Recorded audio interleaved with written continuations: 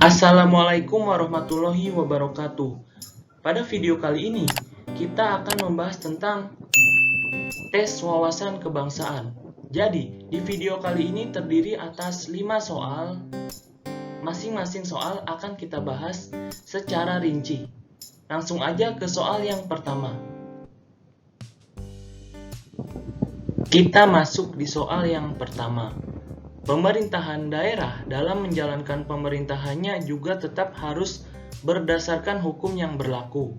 Hal ini dikarenakan pemerintah daerah juga harus melaksanakan asas pemerintahan yaitu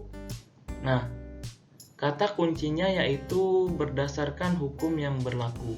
Pasti jawabannya berkaitan dengan hukum. Kita lihat di pilihan jawabannya. Yang A, asas proporsionalitas, gak ada kaitannya dengan hukum. Yang B, asas kepastian hukum. Nah, kayaknya jawabannya ini, karena ada kata-kata kepastian hukum, berdasarkan hukum yang berlaku. Kita lihat jawaban yang lainnya. Asas kepentingan umum.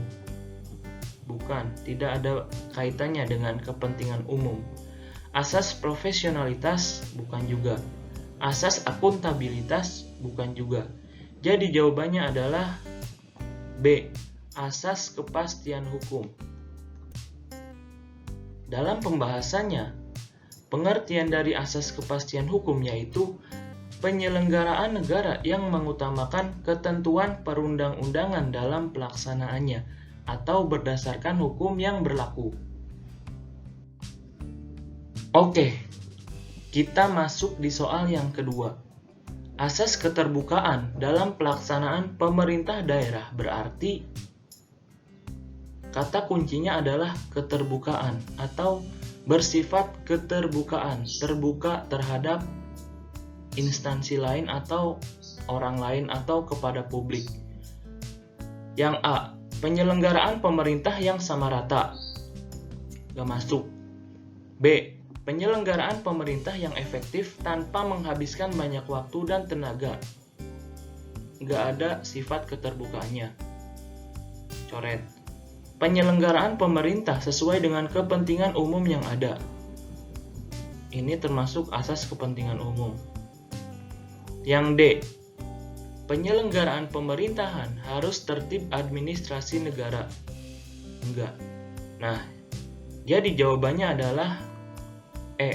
Penyelenggaraan pemerintahan harus transparan karena transparan merupakan bagian dari keterbukaan.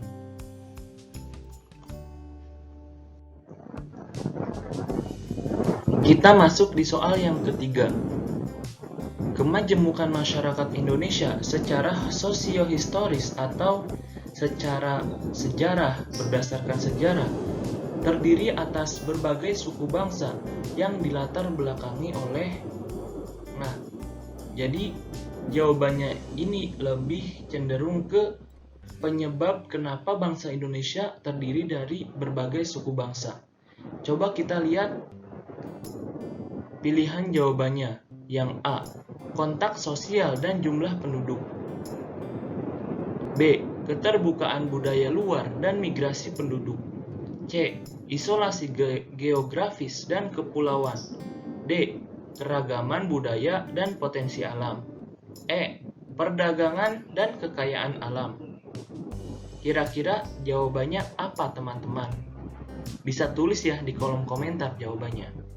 Nah, jawabannya adalah B, keterbukaan budaya luar dan migrasi penduduk. Seperti yang kita tahu, di zaman dahulu banyak berbagai bangsa yang bermigrasi ke Indonesia. Ada juga yang menjajah, yaitu diantaranya Belanda, Portugis. Jadi jawabannya adalah B.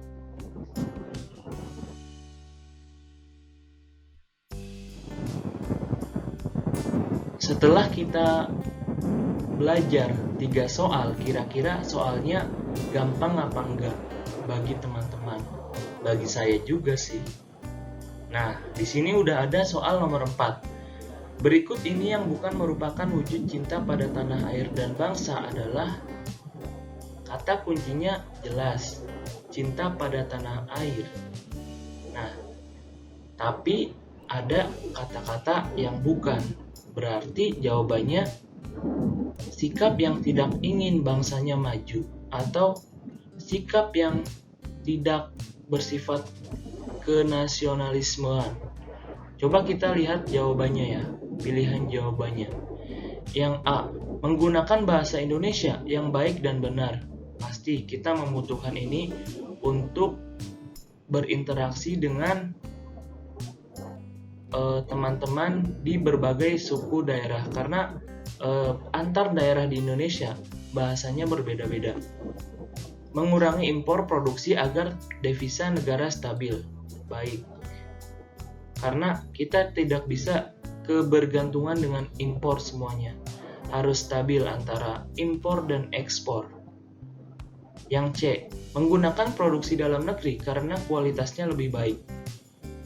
Bisa menggunakan produksi dalam negeri untuk membantu produk dalam negeri laku lah istilahnya. Kemudian D, tidak melakukan hubungan diplomasi dengan negara lain. Nah, ini nih yang aneh, karena di zaman ini kita tidak benar-benar melakukan hubungan diplomasi dengan negara lain, karena bisa aja ada kebutuhan yang tidak dimiliki oleh Indonesia, tapi sebenarnya kita butuh. Jadi jawabannya adalah D, tidak melakukan hubungan diplomasi dengan negara lain. Kalau yang E pastilah ya, termasuk cinta pada tanah air, karena mengenalkan kebudayaan Indonesia kepada wisatawan yang berkunjung di Indonesia.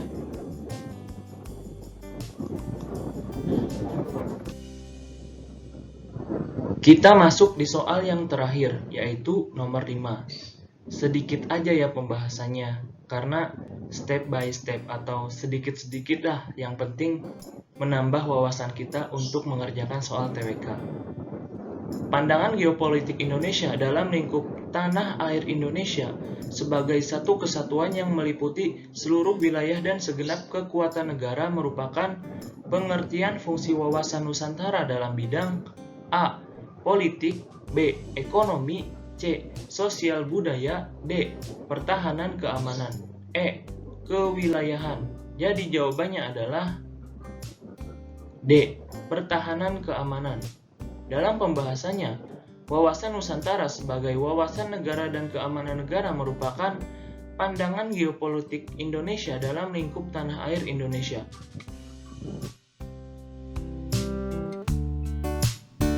Oke, sekian dari video ini. Kita hanya membahas 5 soal. Terima kasih kepada teman-teman yang sudah menonton video ini.